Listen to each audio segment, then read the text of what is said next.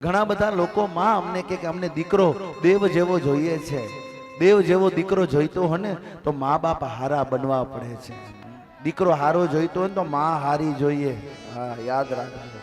પેટમાં બાળક હોય ને ત્યારે જેવું તેવું સાંભળવું નહીં, જેવું તેવું ખાવું નહીં. ગર્ભના સંસ્કારો બોલે.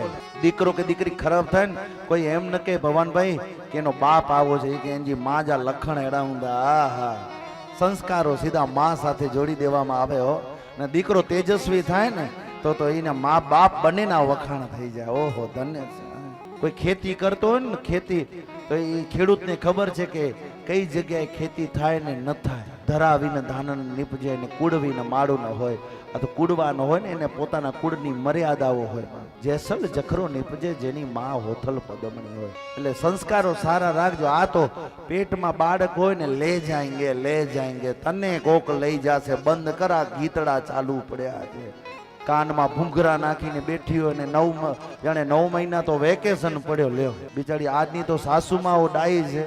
આ વહુવારું એ જેવી મળશે મહારાજ અમે હાચવી લેશું, પણ મળવી જોઈએ. આલા રંગલાઓને મળતી નથી.